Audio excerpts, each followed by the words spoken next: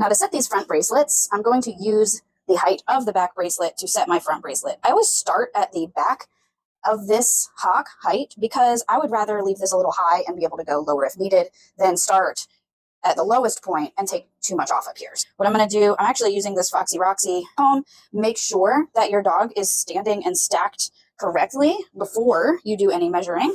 We're going to measure how high the back of this is. We're going to start with that. So I'm going to start with that, make sure she's standing square. We're about right here. I'm going to mark that to give myself a guideline. The hair on this front leg goes lots of different directions, so we're just going to go every direction we can to set the height. You can always go lower. Once we start at this height, we can always go lower. We just can't add it back. Now, I would say one of the most important things that we as groomers need to know about the bracelets is you scissor the bracelets last. You set up your lines with your clipper work. As far as scissor work goes, you have to do your bracelets last because you have to set up your jacket. You have to scissor your jacket in. You have to scissor your rosettes because the length of your bracelet is set based on the length of your jacket. Now that we have done the jacket and the rosette and set the length on those, now we can set up the length of our bracelet and finish the trim. We need to set up the bottom of our bracelet. So any hair that comes past that shave line, we're going to come in at that 90-degree angle and cut off all the hair that comes past that shave line. You can set up a bevel by coming down and taking off all the hair that comes past that first knuckle as well. I always end up scissoring it in. It's a good little trick. We'll do the same thing in the back.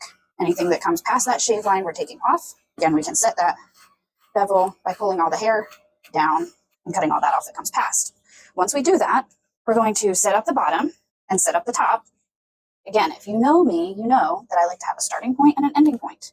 Gives you somewhere to aim to. That way you're not looking and picking at individual hairs. On bracelets, I love using chunkers on bracelets because she has a really nice foot.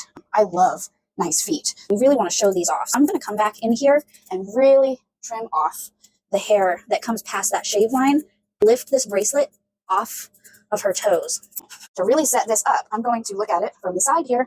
I'm actually going to take these curves and just lift that bracelet just slightly off of the toe. Now, once I set up the bottom, I'm going to fluff.